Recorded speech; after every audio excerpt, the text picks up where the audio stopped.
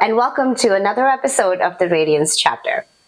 Today we're going to talk to somebody who believes in changing your mindset about how you look at the things that you do and how you live your life. And I'd like to welcome to the studio today, Nishma. Mindset coaching. That's what got me really interested in wanting to talk to you. So mindset coaching, I like to frame it that way because our perspective can change everything, right? We talk about manifesting and our perspectives shifting, and that's what mindset is. It affects all parts of our lives. It affects our relationships. It affects our friendships. It affects our career, our goals, everything really, right? And how our self-esteem and how we look at ourselves. So I frame it as mindset coaching because if you can shift your perspective and your mindset, literally anything's possible for you. So that's what I work on with clients. And it's really similar to, so if you have a physical coach, so someone who trains you, a personal trainer, they work with you on your goals, your fitness goals, right? And they're there to cheer you on, and you create these little milestones that you want to reach with them. And this is that, but for your brain, right? For your perspective, for your personal goals. So it's kind of like I get to be your GPS, but you're the driver. So you have control and you make the choices, but I'd be the one guiding you. And we kind of stop at vantage points and look at how far we've come and, take in the scenery. And then we get back in the car and we keep driving towards our goal. And your final destination may not even be what you initially thought it was. We might go a completely different route. And that's kind of the magic of it all. Is I've worked with people who have changed their relationship status while working together, right? And I have people who have started a whole new career or planning, similar to me, a whole career shift, right? So at the beginning stages, the middle, the end, it's really exciting. Yeah. I get to help you, but you're in the driver's seat. Why specifically mindset coaching? Like there's a lot of ways that you can take psychology as a degree and move forward with it. But what made you pick that? That's a good question. So my backstory is, so I was teaching for 10, 12 years. And during that time, around 2018, both my parents were diagnosed with cancer. They're okay now, but that happening, plus I was dealing with postpartum depression. And then that kind of, again, they were little whispers that kept telling me my current life and my current career wasn't as fulfilling. Like things kept happening that were kind of like little pushes, little nudges. And then 2020 happened and there was a pandemic and then I had a pregnancy loss. And again, all these things just kept happening in my life that, again, perspective shift.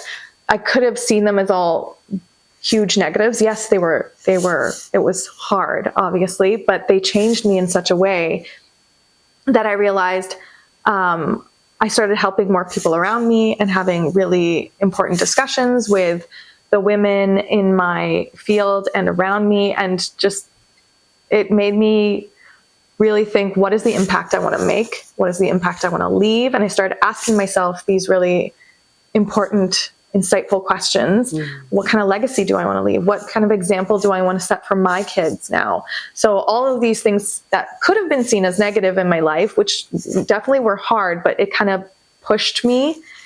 And from a whisper became like a scream that something needed to change, right? Like it wasn't sustainable. The things that were happening in my life, my job was not 9 to 5. It was like consuming all of me. So I had to make some changes. And then we ended up deciding to move closer to my family and my husband's family. And then through that, I was like, okay, if I'm going to do it, I have to do it now. So I'm going to ease out of teaching. And then I started looking into how I could continue to help people in my community, make a contribution and kind of help others build their self-trust by taking those risks over and over again and build your self-confidence. And then that led me into researching about coaching, which essentially is kind of like all of my background. And I got certified and then I started my own business. I kind of just jumped in head first, which I don't always recommend to everyone, but I was able to. I was lucky enough to, lean really And because I was doing it slowly over since 2018. But I think what would have made a big difference is if I had my own mindset coach, then I would have made the shift faster. I would have understood where I needed to go faster. I would have had more clarity. Kind of like coached myself into it in the end. And yeah, and then this is where I am. So, and it's been an exciting new chapter because I'm meeting so many new people and I am creating change, but it's at my own, like my own autonomy and doing it the way I want to, with who I want to. So yeah, it's been a very exciting, so exciting. Very exciting journey. The question that I wanted to ask you around this was, when you looked at the community around you and you saw that they needed that mindset, and you figured that you needed a mindset coach, that gap there is what you have been able to fill. What made that gap very prevalent, like visible to you? It's conversations that I've had with other women or immigrant women or South Asian women. We have this, we all have this little fear, but then we also haven't built our self-trust because a lot of us didn't have the chance to explore what our true wants and needs were. We didn't have that space to learn and grow and make mistakes because we talked about this. We did A, B, and C. We were like, okay, the house, the car, the marriage, the kids, check. Then all of a sudden you're like, wait, am I even really happy in this? Some people are the golden handcuffs where they went to government because they thought that's the stable choice for them, or like the dentist, doctor, lawyer, whatever it is. We did these things for almost outside expectations and forgot what we really truly wanted or needed for ourselves. We didn't get to explore our own personal interests and hobbies. So it's like, we now are coming into this and asking ourselves those questions about what do I want? What am I passionate about? Who am I? And what's my why? That's been the big one, the why. Wow. Yeah. These are very solid questions. Who am I and why? You would have answered them for yourself. What was the answer that you found? My why? Yeah. My why is to pass on the confidence and self-trust that I was building, and now that I have. The more risks you take, the more you bet on yourself, it's an investment that you'll never lose. And I want other people to have that radiance. That I love it. I want other women especially, to feel that confidence and that self-trust. And I fully believe that confidence it's something that can come and go. It's not a solid trait. It comes with practice. People who think they don't have self-confidence, you absolutely do. Everyone has it. It's just a practiced, learned skill. So as something that I work on with clients is we kind of create a collection of our wins and all of your, I call them success receipts. So you go and you find the time that you crushed that presentation, the time that you did so well in a boardroom meeting. You know, you did the scary thing. You spoke up. You stood up for somebody else. When you've gotten client feedback that says you were so helpful to me, or even like a text message from a friend who's like, you're just an amazing friend. All these little collections and proof of your power, right? And the more that you collect those things, and the more you'll notice it more often, right? So I'll take screenshots, or I'll collect my emails or client reviews, things like that. But we should do that as in all parts of our lives. Like, you're an incredible mother, you're an incredible partner, you're an incredible friend, and you're very capable at your job. Like, we are so much more capable than we give ourselves credit for. Again, it's a practice skill because not a lot of people did that for us. Maybe the people around us didn't build us up as much, but we should be our number one cheerleader, right? So that's something that I, again, want to instill. That's also, this is all part of my why, is that practice skill of noticing how powerful you are and how capable you are, and practicing it over and over again. Like, I had to do that. I had to be like, I've done A, B, and C in my career. I have done something that someone else thought was impossible. I have taken the chances repeatedly. And the more that you do it, the more it becomes like innate, a habit. So the confidence becomes a habit, and seeing yourself for what you're worth becomes a habit. And then you don't settle for anything less because you're like, oh, this feels good. And I want to continue this. I love this. Yeah. Absolutely love that. Do you consider, sometimes they call it mirror work. Do you consider that as part of an exercise where you could look at your reflection in the mirror and you can tell yourself some nice things? The affirmations. The affirmations. Yeah, absolutely. Is that a part of some of the coaching way that you do? Yep. You can actually, we can, whatever, like all these tips that, again, are practiced with psychology and have that background, they're all super, super helpful. And then I'll work on, like, I differentiate whatever the individual needs are for my clients. So sometimes, yes, affirmations in the mirror is the thing that works for them. Yeah. Sometimes collecting your proof of power is what works for you. Sometimes writing yourself a letter, like I'll give you a journal prompt.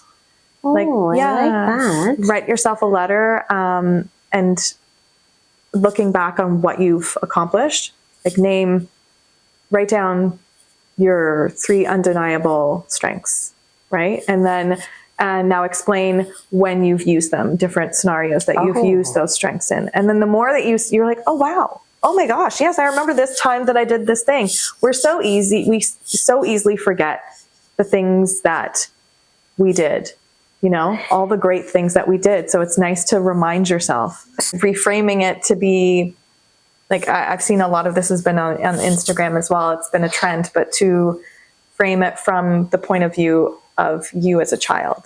So like, what would little Radha looking up to you now being like, oh my gosh, like, oh my God, how impressed would your little person be, right? To think of yourself. And it just, it stops us and makes us view ourselves with kindness and grace, either speaking to yourself like your best friend would speak to you, or speaking to yourself like you would speak to a mini version of you, right? Like what would the child version of you need to hear from you right now, right? Wow, that's cool. Yeah, there's so much that, especially if you came from certain cultures, you may not have heard or seen. And it's like just little things like telling yourself, it's okay if you feel scared. I'm with you. We're going to figure this out together.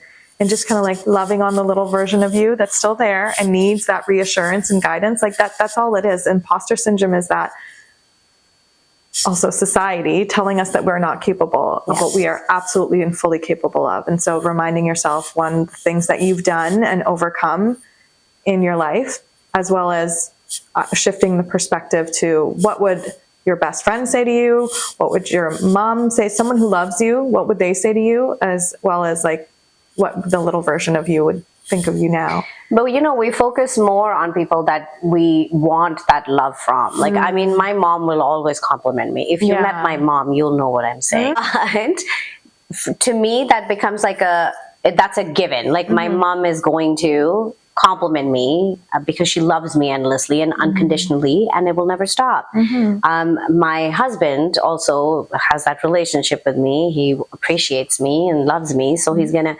But what about that person that I think may not? But that's where I'm looking to. So the negative, or I don't want to say negative self-talk per se, but like the negativity in one's perception, we focus that more on that because we're trying to. I don't know what it is that we're trying to do. We're trying to find fault in ourselves. Like we're trying to tell ourselves we're not good enough. And we're not focusing on what is great, but we're focusing on what's not. How, in your mind, does a mindset coach help or guide somebody to change from the negative narrative to a positive narrative about self? Yeah, I think it's, well, we want to rewind and ask ourselves, so why are we trying to prove ourselves to others, right? Like, what is it that seeking outside validation, maybe you're just not for that person. And we don't need to be working for the person who is not for us and we're not for them. Your energy should be focused on you, and your energy is focused on the people who do love you and who do see your value that you bring, right? And if we're if we focus on the negativity and the perspective of the negative people, then that's where all your energy goes. Yeah. Then you're just going to keep moving towards the negative. But if we shift our energy towards the positivity and the positive self-talk, that's where our energy goes, and that's where your perspective is going to go, and that's where the next steps will go, right? Where you take your little baby steps will be in a positive direction as opposed to focusing on negative perspectives. But yes, it would be small steps towards that. So whether it's, like I said, the positive self-talk, or some people writing work, sometimes affirmations work, but slowly and reiterating over and over again, like I said, with practice and repetition, because psychologically, the more we repeat it to ourselves, we're firing different neurons in our brain, and that becomes then a habit. So to undo the negative self-talk and the negative patterns, we have to keep repeating the positive patterns. And then those different neurons will start firing and building connections faster, right? So then we go faster to the positive than we go to the negative, it's really cool. So there's a lot of repetition that happens, but the repetition, just again, like doing your reps in your workout, same thing, those things start to become easier.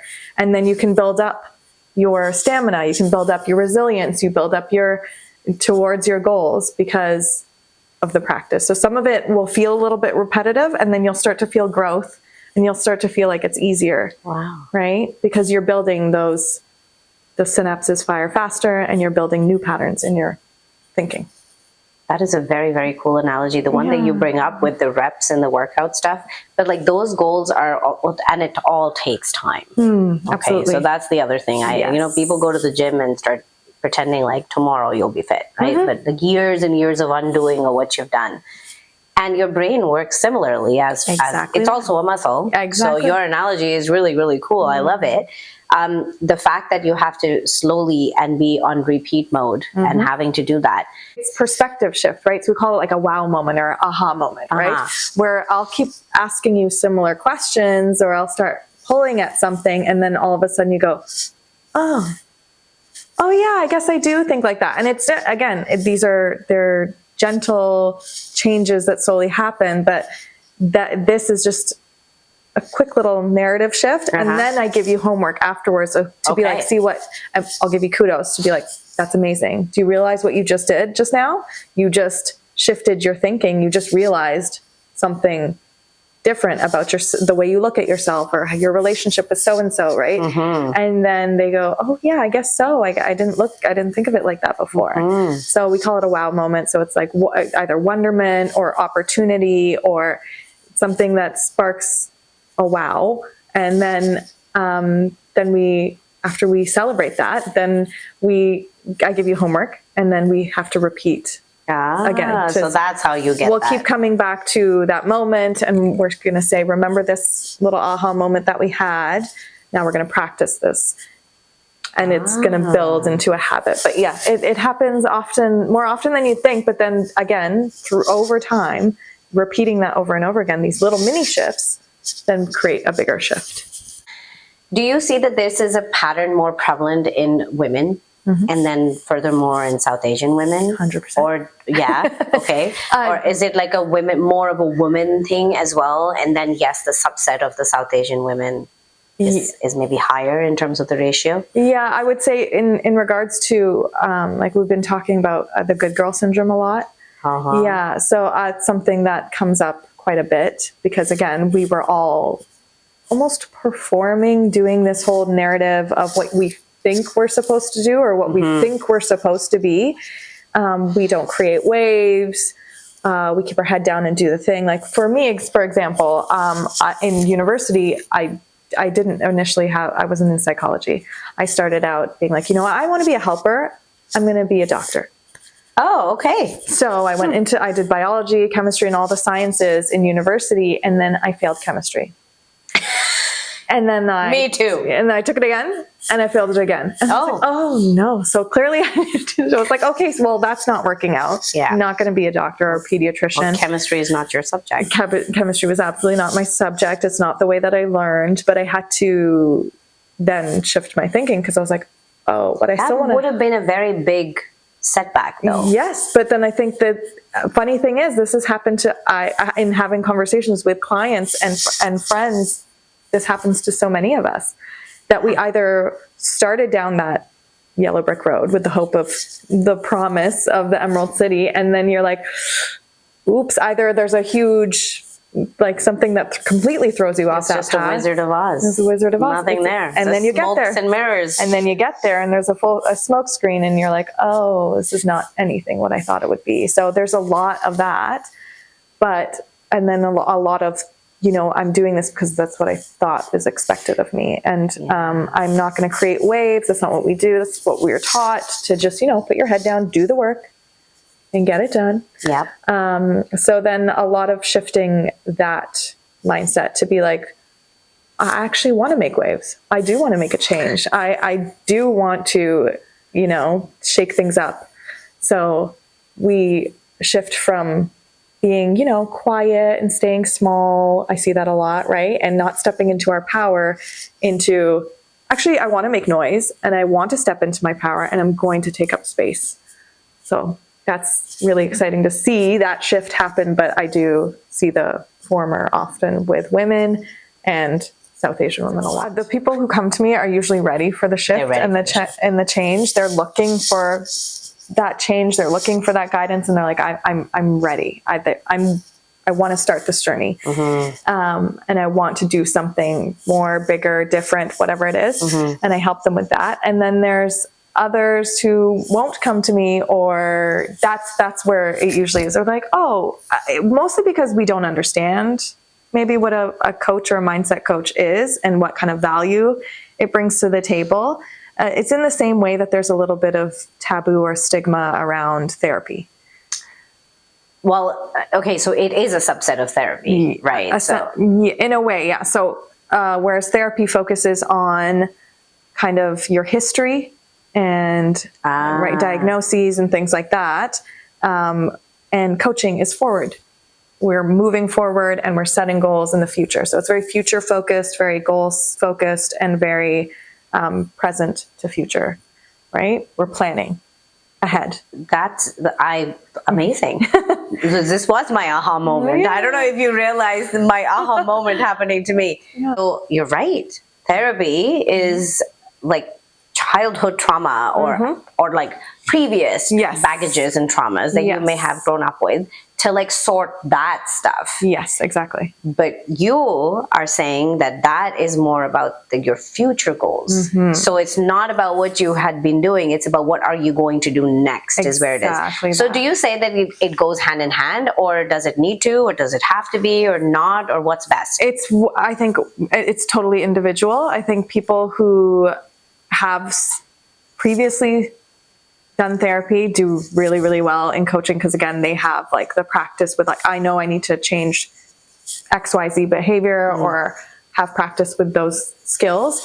And then there's people who can lean right into coaching, and it kind of has similar effects in that they feel the growth and the change through coaching. So a combination is fantastic if you're able to, or people have done it in the past is great too, or you can just go through straight to coaching if what you want is something like I've been speaking about, like shifting your career and your dating, or how you view certain things, and your self-confidence is huge. That's one of the biggest ones, is building, and that's my why, building your self-trust and your confidence in order to create the life that you want and the version of success that you want, because we were fed something very different. And for us to create our own version of success, especially for women, and to have that be something that is fulfilling to you personally and your individual life. Some of us have kids, and some of us want to travel, and some of us want that balance. And I'm like, it's absolutely possible. I think that we can shift things in your life so that you feel fulfilled. So when we say manifestation and visualization, are these the two terms that come often up in your way of practice? Sometimes, I think so. I think they're a little bit very broadly used in the same way like we use boundaries and things like that. But I think, again, it's more so about, like, I love the psychology and the science behind it too. So that's my favorite part, is using like science-based tools that can help you with that practice that's going to build the results of manifestation, right? Because really, when you're manifesting, again, it's repeated behavior. Yeah. You are making a practice of it. You're shifting your mindset, and your outward view is now positive, and you realize, I deserve the things that are coming to me. And you're going to notice more so the beautiful little glimmers that life has to offer, because that's what you're looking for now, right? The more you write it down, the more you repeat it to yourself, it absolutely can work. It's just, again, the dedication. And that's why I say I'm your GPS, but you're the driver. So you still have to do the work. Yeah. In whatever it is that you choose, but you still have that guidance and an accountability partner, and someone who will be cheering you all the whole time. Psychology tells us that having a goal that's a year or so in the future, if it's too far down the line, then it feels unattainable. So we want to create SMART goals. SMART goals are sustainable, measurable, attainable, right? And they're like, there's time constraints on them, like I said, so it's not too far down the line. And we want to make sure that we can achieve it. So we usually try to aim for things that we can do within the next 3 months. Okay. Which is why my coaching programs are 3 and 6 months. Oh, so, okay. Yeah. Okay, yeah. So things that you can achieve in a shorter amount of time. And then once you get there, like, oh, okay, I did this little building block. Now the next one seems far more achievable, right? It's not as, so if you wanted to become huge on YouTube, okay, how are we getting there? Let's backwards plan, right? So what do we need to do first, right? And then who do we need to network with? Little things like, let's get the equipment. And then once the snowball starts to roll, it's getting bigger and bigger and bigger. But if you're trying to build something that's massive, it seems unattainable and it's really overwhelming. But if we just go brick by brick, the bricks, laying them down and making sure our foundation is set, then you're like, okay, now I step back and I see what I've built, and it's far more achievable. So that's what I'll do, is we'll help you to break down your goals into small and achievable, manageable parts. That kind of brings me to maybe an unrelated question, but I wanted to see your take on it. Women suffer a lot from body image problems and stuff like that. A lot of the times that we are hoping to achieve, maybe professionally, and maybe in a setting where nothing to do with our image or whatever, but it stops us because we're not in the right space of mind when it comes to body image. And that's something that I feel is one of the biggest things that I have come across when women are talking to me. Second to none per se, but like health, things about health or their concerns about health. Yeah. They're secondary to concerns about how I look. Yeah.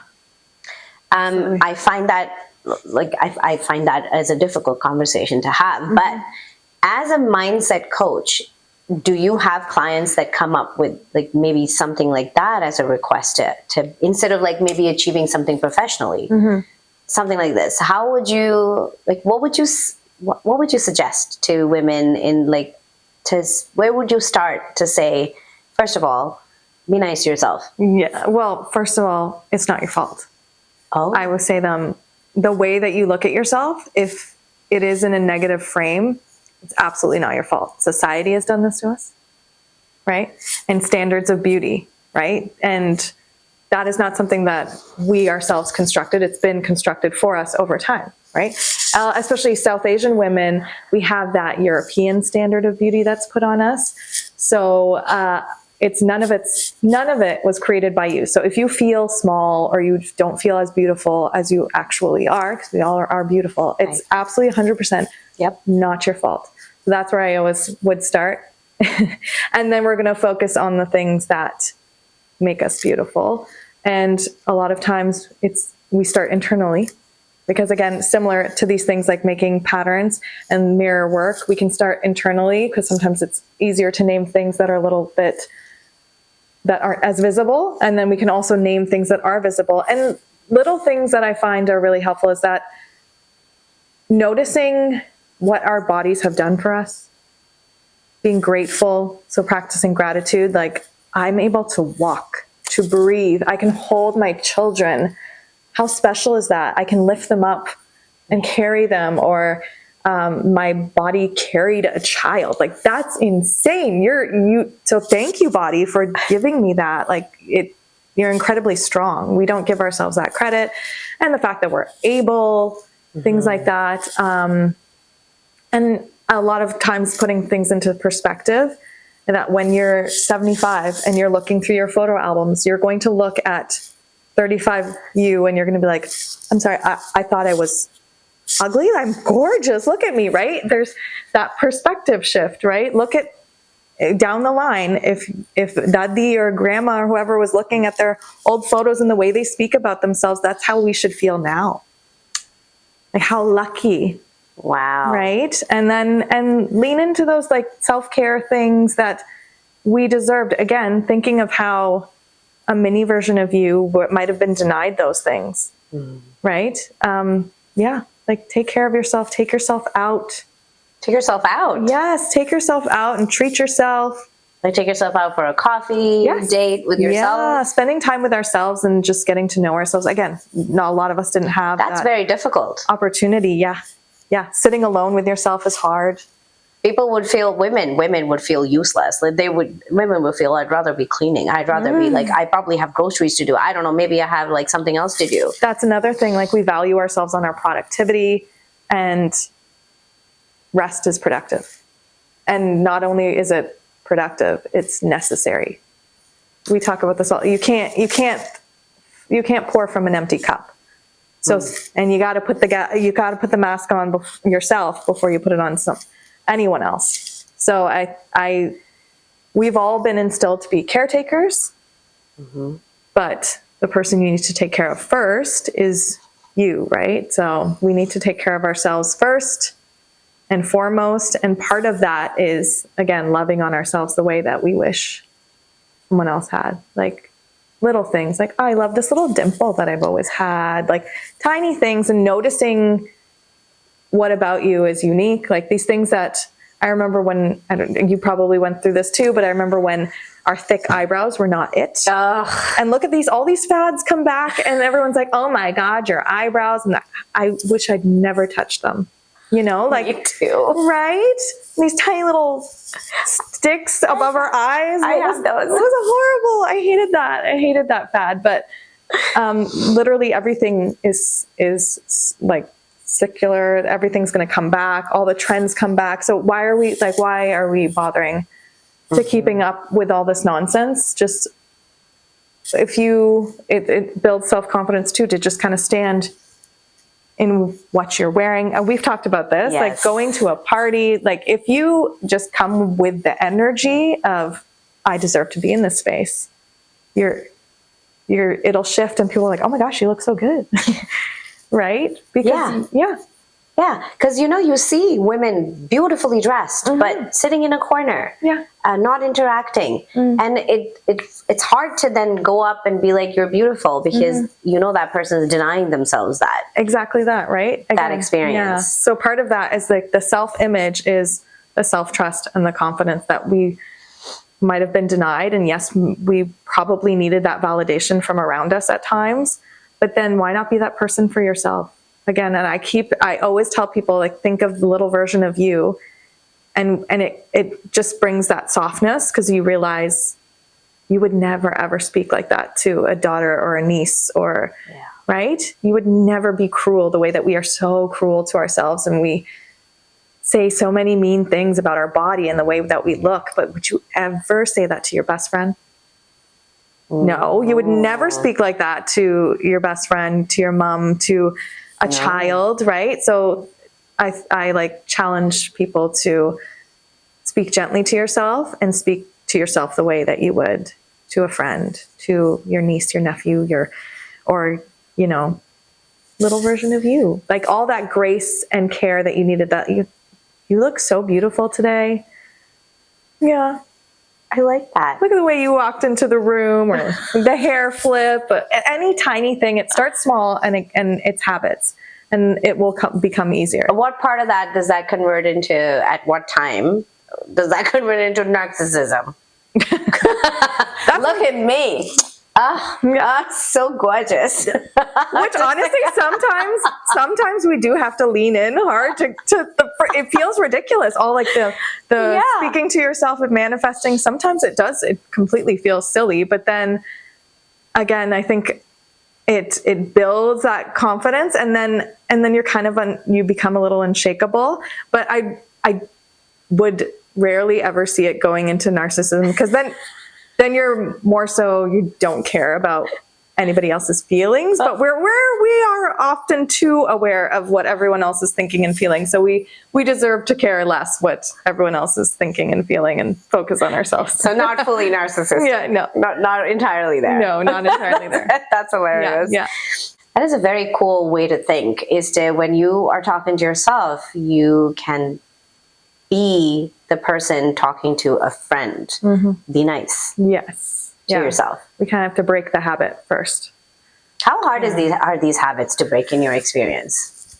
They can be tough, and that's going to come back again. It's like fear and mistakes. Again, sometimes we just don't start because we're like, no, I can't do that. That's too hard. No, not for me. I don't want to fail. But honestly, the failure is what's going to, like, if you're stumbling along your way to your goal, you're still taking steps forward. You're still getting there. You're still, even if you're making mistakes along the way, you're still moving forward. So I encourage people to fail greatly. I failed multiple times. I mean, that's what's gotten me here, right? I failed chemistry twice. I didn't get into the psych program that I wanted to. And then I was like, all right, get up, let's try this again. Let's see what happens next. Then I went into teaching. That worked out. But then once it took me a long time to get a full-time job. All these things, like, they can hinder you, or it's rejection is just sending you in a different direction. So did you come to a place where you felt this is rock bottom? Probably multiple times. Yeah. Yeah. And you just had to tell yourself that you could get out of it? I felt like I was probably having that experience in order for it to build my resilience, and for me to have that experience to help someone else in a similar situation. That's very interesting that you decided, okay, so from your own experiences, you felt that that's something that you could do. To me, that's like amazing, because I mean, I understand that you are a student of psych, and you intrinsically feel you're a bit more aware of other people and needs and requirements, because you just understand them a little differently. I have a psych background too, a little bit, so I kind of hear a little bit of me in you as you're speaking these things. I mean, I didn't go very far with the degree or anything, but I mean, life happened. But like the shift from wanting to do it for yourself to doing it for somebody else, like, I want to know that journey a little bit. Yeah, I think it's like I said, from experiences, I'm like, well, these things have to be happening for a reason. I just wanted it's to be for a reason. And I think that makes the most sense to me, is that it reminds me of how strong I am, So again, I just like perspective shift into, this is something that I can manage and I can handle, and I'm going to turn it into something else. This is not the end for me. Like, I can't accept that. I don't want to give up. And things that are an uphill battle, I feel that anything worth having requires at least a little bit of work, right? Relationships, after marriage, and hard work. Yes. After marriage is not a happily ever after. You're not guaranteed. No. Once you get the ring and the whatever roka, everything happens. Like, that's not a guarantee of happiness, right? Once you get the career, that's not a guarantee of happiness. Nothing is a guarantee of happiness. So I was just getting redirected, I felt. So my stumbles or my failures have taught me something always, and that I was being redirected into something else. And I feel, like you said, there's more alignment in this chapter of my life. So I'm like, okay, cool. So clearly, as I lean into the things that are meant for me, that's when I start to feel that alignment and that connection. And then, I really want others to feel that way too. Like, the more that you follow that little voice, that nagging little voice that mine turned into a scream, like, you need to change, whatever it looks like, This is not sustainable. And then leaning into that led me to the next thing and the next thing and the next thing, right? So I think it's like exciting. Yes. That I don't know what's next. Yeah. I can't tell you what's next. I cannot predict it for you. I can't predict it for myself. But I think if we lean in and we walk with fear, as opposed to always trying to get rid of the fear. Walk with fear. Hold its hand. And that the more you fight it, the less momentum you'll get, right? You're just going to stand still. You're going to be busy pushing away fear all the time. But if you walk with fear, you're going to do it. You're going to fail. And you're like, all right, okay, I was ready for that, because that's part of walking with fear. And then when the success comes, the big learning space, and you get to the other side, the growth it's so worth it, right? You're having another aha moment. I am totally, I've never heard walking with fear. This is, that's incredible, because we don't tread where there is fear. We change paths. Exactly. Because there is a fear. Yeah. We decide that we are not meant for this. That's why we fear it. This is incredible. Walk with fear, hold its hand, because if failure comes, that was what you were already expecting. But if you achieve, then you have actually surpassed anything that you may have thought as a goal. And the learning from that, that is, wow. Okay, let me just breathe that in a little bit. That's amazing. That, like, wow. Okay, you're totally changing my this is like a free session for me. I'm taking this. This is amazing. Yeah. Wow. Alignment is happening, and as I feel you start to, when you start to think about something and you want to work towards that, and that's what your mindset coaching is about. You want to change your mindset towards those goals, whichever they are that you're making. Slowly the things just start to align. And I feel you and I meeting is kind of an alignment to Kismet, right? Alignment of your thoughts and my thoughts, somehow that came together. And I had this particular experience on repeat when I started the Radiance chapter. I felt like whoever I was talking to felt like that's what they were thinking. Like their moment was, oh, we gotta like do something on this line, and then I showed up. Yeah. And they're like, where did you show up from? I'm like, I don't know. I don't know. See, this is the manifesting, right? We're putting that out there and we're repeating these behaviors. You're taking a chance every time, and good things keep coming your way. And that reinforces the fact that you need to make it a repetitive behavior. You need to keep doing these things, because eventually they will come to fruition. All those little seeds that you planted start to blossom.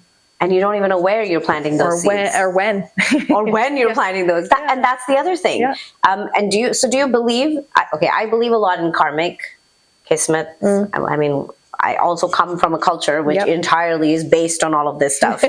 Fully and entirely. It's never my fault. It's the fault of the stars. And I mean, something happened in the astrology of things, Yeah. So it's great that you believe in that too. Do you find that whenever you're doing the sessions, that you are bringing that holistic view into place? Like, do you feel that you bring the stars and the Kismet part of it as well into maybe a session or an introduction towards, like I said, stars align? Because when you start thinking the right things, do you do that? Is that part of the thing that you ever think of? I think it's kind of naturally comes into it. We have these conversations, and like you said, I'm aligned. The people who come work with me, it kind of happens naturally in that way. Yeah, I do think so. Yeah. But it also, like, we are such an amalgamation of things that all of it comes in. Like the psychology comes in, and the being a parent, and South Asian, and all of these things kind of fuse into the experience, as well as I understand the individual and where they come from and their background and what aligns with them and how they're motivated. That's my favorite part, is getting to know you as a person and what makes you tick and what motivates you. And that is cool. Yeah, and that's how we get to... I don't think I can tell you what motivates me. If you don't know where they're coming from, you can't say where they're going. I fully agree. I think you have to understand us as a whole, humans as a whole. like you said, we're so intersectional. There's so many different facets to us. The diaspora of the South Asians we're not a monolith. We're not like just the one, right? There's so many different degrees to us that everyone is fascinating. We each have something unique to bring to the table, right? There's no other Radha who can do what you do, who has what you have, right? That's what you bring to the table that no one else can. And that's why I try to instill in everyone is there's literally no one like you. And your personal experiences make you who you are. Like you said, your background, all of these things come together in this beautiful eclectic tree. And the way that you blossom is not going to be like anyone else, right? So understanding those parts of you, like that's what work we could do together. And what is it unique that you bring to the table that no one else has, right? That's your niche, that's your why. And that putting that into a business sense, like, okay, so then with all of these beautiful skills that you have, how do we use that to serve however that you want to serve? What is your legacy? What do you want to leave behind, right? And that all amalgamates into. This is so powerful. I'm like, wow. As you're talking, like my mind is like going in like, what is my legacy? Right. What is my unique power? Like, that's amazing. Yeah. You probably have women leaving your sessions or looking forward to your sessions because they feel empowered. Yes. Empowerment. I'm having a conversation and I'm feeling empowered. Oh, I'm so glad. No, I really am. Yeah, that's the goal. Yeah, I want you to feel like literally you're unstoppable and you want to feel energized. Like, I'm so ready. What's next, right? You leave a session and start writing down. When I leave with homework, I'm like, hey, if you can do it while you're still on this high, that's the best time. Write it all down. Have a journal. I love pen to paper. I'm a huge proponent of that. I think it's just so special. So like, as soon as it comes to you, write it down or use the prompts that I sent. I send like individual prompts, and whatever is coming up for you, it's clearly powerful because you're already in this space of empowerment. And then write it down and come back to it. And again, that you don't know what those ideas could lead to. And you're like, you have your aha moments and your growth. And and then people end up doing things that like, you won't believe what happened to me, or love that. Yeah. Or this is starting to move forward now. And it's like what we talked about, and now it's coming to fruition, and it's been 3 months or 6 months or a year, but we got there. I love that. Yeah. It's beautiful. I love that. I love this. This is everything I love. This is so great. This is so great. We can go on talking about all of this stuff. I think I was just, we had to take a cut, and I was like, I think we should wrap up, unless like I could just sit here and talk to you all day. Same. And I could use up all your time away from your family and be like, no, keep talking to me. We never talk about the positives. We never say, today I had a fantastic day. Right. Because we fear. Right? And absolutely. I think that's what's missing. Yeah. And when you say the things that you say is to think positively, positive self-talk, look at yourself, affirmations, you have prompts, and then you have the fact that you can actually do accountability with somebody to be able to hold them accountable, to put that into a repetitive mode and keep repeating. That's amazing stuff. Yeah. And I wouldn't say, I'm not a proponent of like, I know we can do toxic positivity. We're not. Oh, no, you're not into that? We're not doing toxic positivity. No. We're not doing to the point where we negate all the things that have happened to us, but it's more so, what can I learn from the situation? Which is, as you said, a growth mindset, Yes. right? If you didn't get the promotion or it didn't work out with that person, what's meant for you will come to you. So what about this situation? What can I learn about myself? What does it tell me about myself? What does it tell me about my goals? How can I reorient myself? That's all growth mindset. A fixed mindset will be like, oh, I'm the worst. I knew I wasn't going to get that promotion anyways. I knew somebody else was going to get it. You just stop. It's a full stop. That's it. You can't go anywhere from there. Right? You boxed yourself in. Yes. But if we have a growth mindset, you're like, okay, actually, let me talk to one of the supervisors. I want to ask how I interviewed. What could I have done differently? Not only is that you're going to find out new information, then they're like, oh, wow, okay, so she's really interested, and she really wants to know how to do better next time. And they'll think of you next time when the next promotion comes up, and you're like, look, I got A, B, and C. I'm undeniable now. Like, you can't say no to me. So this is now talking about changing not just your mindset, but now we're changing the other person's mindset a little bit. The perception that they would have had about us also changes a little bit when we start doing this. Because again, you're almost a mirror for yourself. How you see yourself is how others are going to perceive you. If you don't see value in yourself, why would anyone else? I love that. Yeah. That is true. I love that. Yeah. And so simply put, you know, it's how you perceive yourself is how the next person perceives you. But you want them to perceive you differently or maybe better or in a great light. But if you're not perceiving yourself in that situation, then they're not seeing it either. Yeah. Like I said, the ladies that dress up really beautifully but sit on a corner there and denying themselves the experience of being part of something and getting those compliments and those communications. Yeah. I think it's like you said, if you step into the room with confidence and like you deserve to be there, and then people will take interest, like, oh, it's intriguing, right? Take interest in yourself. And like we said, if you practice those skills over and over again, and it feels awkward, the mirror talk and things like that, but that's how you build it. That's how you... Did you ever watch Seinfeld? I didn't, not too much. Okay. I was you know, there's Kramer that enters the room. Yeah. That's my goal. I'm here. Enter the room with a story. Yes. That's the goal. Yes. And that's the level of confidence that I feel that we should all build up to. That character holds my imagination. I do... Okay, I know you do find it funny, but I swear to God, like every time he opens the door, I'm like, yep, now we're talking. Yeah. And it's that idea of who you want yourself to be. I think that's what it is that you were saying. Yes, yeah. So essentially, it's kind of like a fake it till you make it type of situation, but essentially, it's with practice, right? Walk into the room as a version of yourself you want to be in the future, right? So if I'm like, okay, I want to be confident, self-assured, I'm going to walk into a room with my head held high, and I know people might turn their heads and look at me. Like, you fake that energy, and then once you start to get those results, you're like, oh, okay, oh, it's working. That's kind of how imposter syndrome we get over that, and what happens is that we feel we've been conditioned to feel like we either don't deserve to be in the room or at the table or take up space. But the more that you again, future focus, we start to think about what we want to look like or how we want to be perceived or that version of yourself. I like that part. That's my favorite to try is like, okay, I'm confident, I'm self-assured, I'm the one in the room I'm the business owner, right? Build up all the things that you are and be like, okay, people can perceive that energy off of me now. When I walk into the room, they're like, that's an expert.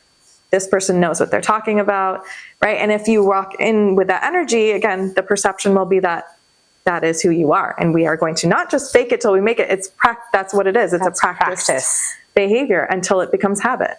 That's essentially what fake it till you make it is, right? Like ideally. We're just practicing over and over those habits and the mirror talk and that you are so capable and there's no one else like you in that room and no one has what you have to bring to the table. Undeniable qualities, and then people are like, oh, okay, I want to talk to this person who has that energy, like you said, and you're connected, you feel that in the room, and you want to go and talk to that magnetic. person. Yeah, exactly. It's magnetic. You Magnetic get pulled energy. to that energy, and you want to be a part of that energy. Exactly. So you'll pull in the similar energy too, right? So you'll attract the right people, you'll attract the right, opportunities.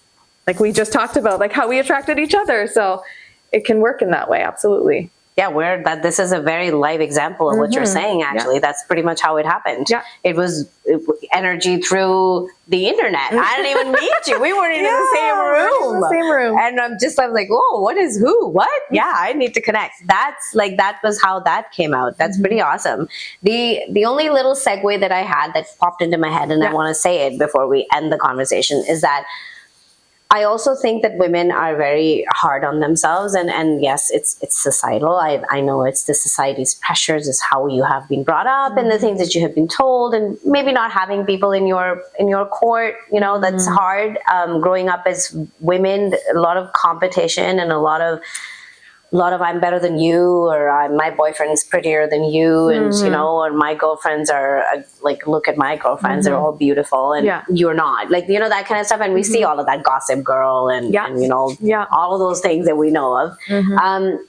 A lot of the times I feel that a confident woman, somebody who's very self-aware and is the person in the room that has that magnetic energy, is looked at, and women will decide that that person is intimidating. And I think that intimidation stops a lot of the times a personal growth, where you look at somebody and go, that person is intimidating. I can never be that person. Yeah. So actually I talked about this the other day on my Instagram, is jealousy, right? The jealousy is just it's not a bad emotion. It's literally telling you what you either lack or what you're missing, what you want.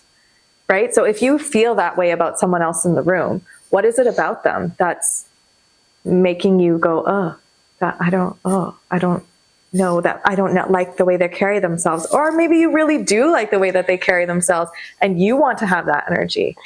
That's what it's telling you about yourself. So instead of like shaming ourselves or shaming the other person, kind of flip it and ask yourself, what is it that I want? What is this telling me about my wants and my needs and what's missing for me? So I feel like that half the time the energy from those people is that they are not in alignment with what they actually want, right? So that's often where that jealous feeling comes from. And then the person who's receiving that judgment, like we said, again, it's just like, it's not for you, it has nothing to do with you. Yeah. Other people's opinions, none of my business.